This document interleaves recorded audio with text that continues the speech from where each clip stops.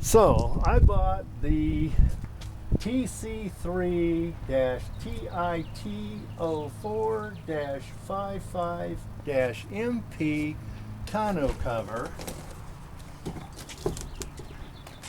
and it comes with this vast array of parts. All of these right here you don't need unless you have the type of rail where you attach things to. So all of these parts right here are trash. They go away. You do not need them. These are the only parts you need to mount the tonneau cover. These go under the rail and grip it. These bind it down. And these are the screws that you bind it with.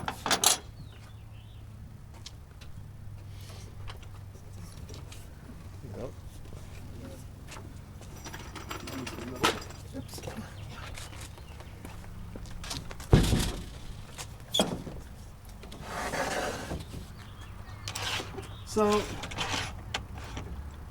these are for that spare rail. These are the two that actually hold the tonneau cover in place.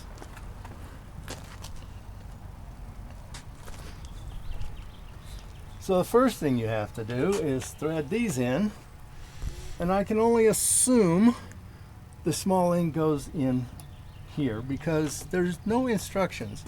Their instructions are worthless. So you do better just to try to figure it out on your own using plain common sense. Now these don't bottom out in here, so it will just keep threading through until it drops through, which is got to be annoying. So when I get done with this, I'm going to Loctite these in place. And you can bet it's going to be red Loctite.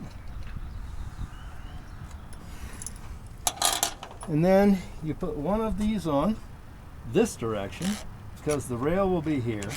So it's got to clamp under the rail. And then one of these goes on, and they have funny names for everything here. But as I recall, they called this a plum nut. I don't know. It's shaped like a plum in China. I have no idea. But that's it. And you're going to put it on. You're going to put these under the rail. You're going to clamp these down, and it will mount. And then you open it up, and the clamps for the rear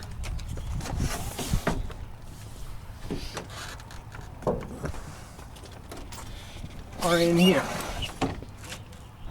And there's a slider here that keeps them in place when you have this open. But this is adjustable by screwing it up and down.